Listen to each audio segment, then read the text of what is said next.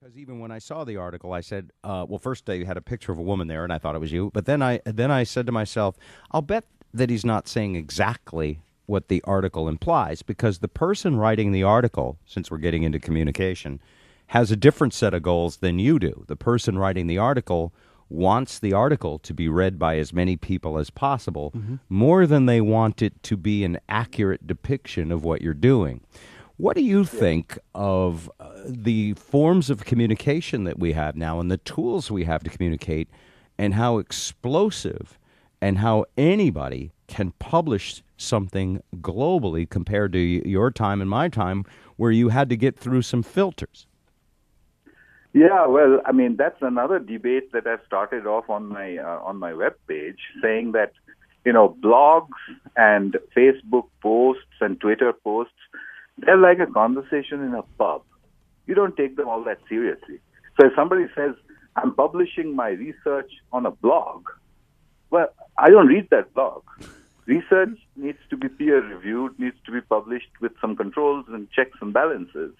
That's how it's always been done, and it is the right way. Even the young people will agree with me on that one. Right, but if they publish it on a blog in a bikini while doing a car wash, a lot of people will read it. Where's that at? That's what I mean. I've got friends who are tweeting all the time. They're tweeting about their Starbucks coffee, and then they're posting a photograph saying, here's a picture of my Starbucks coffee, and then they're posting another one saying, here's another one from another angle.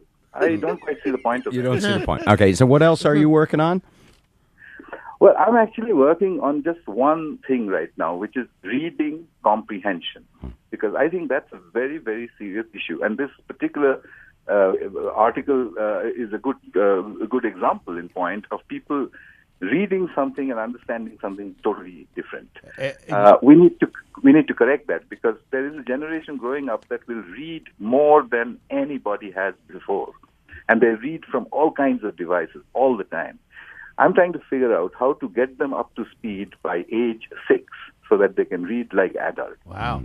And that may have answered my question. Here in America, we have trouble funding our schools. There's a shortage of funds, and teachers don't get paid as much as some think they should.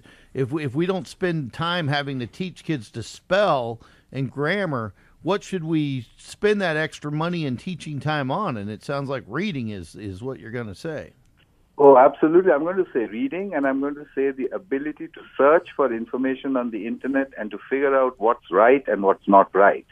That ability is the ability that will help them live properly, not good handwriting. But the irony here, sir, is if you want to look for something on Google, you got to spell it right. You don't actually. No, you don't.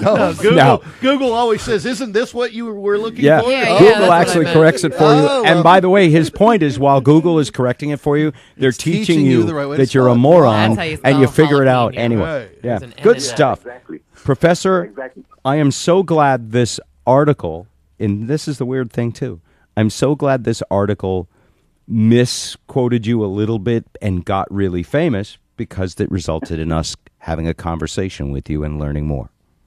Yeah, thanks very much for having me and this chance to maybe explain what I really meant. Professor Sugata Mitra, Professor of Educational Technology at Newcastle University. All the best to you, sir. Thank you very much. Nice guy.